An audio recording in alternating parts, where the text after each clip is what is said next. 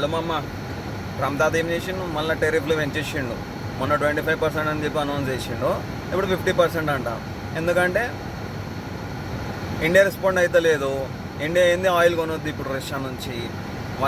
Main plan తాత ఏంటంటే ఈ వార ఏంది యుక్రెయిన్ రష్యా వార ఆపాలి.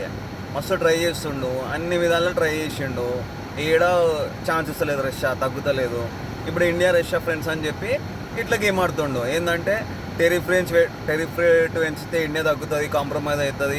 ఆయిల్ కొనకుండా ఆయిల్ పర్చేస్ తక్కువ చేస్తుంది రష్యా నుంచి. ఎందుకంటే మీ అందరికీ తెలిసే 30% ఆఫ్ ద 35% మనకి రష్యా నుంచే ఆయిల్ వస్తుంది. సో ఇట్లా చేస్తేనన్నా రష్యా మాట వింటుంది అని చెప్పి తాత ప్రయత్నం అంతే. ఏంటంటే గోలి కొడుతుండ ఆ నుంచి ఈ నుంచి ఎటు అవుతలేదు. ఇంకోటి ఏంటంటే ఏం చేయడు తాత.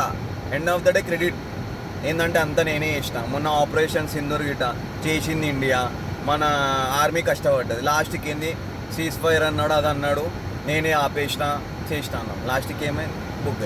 ఇప్పుడు ఇటు అంతే. మొన్న చైనా వాళ్ళతో ట్రేడ్ వార్ చేస్తా 150% దాకా టెరిఫ్లు పెంచాడు. లాస్ట్కి ఏం చేసి పాజ్ చేసి ఆపేసాడు. ఇప్పుడు ఇండియా మీద ఇటు అంతే మామ. ఏంటంటే కొంచెం మనం డెవలప్ అవుతున్నాం కదా, end of the day develop అవుతుంటే చూసి ఓర్వరు కదా మామ. అది మన పక్కన వాళ్ళైనా దేశాలైనా అంతే తేడా. ఇప్పుడు ఇండియా డెవలప్ అవుతుంది, అందుకని ఇట్లా చేస్తాం.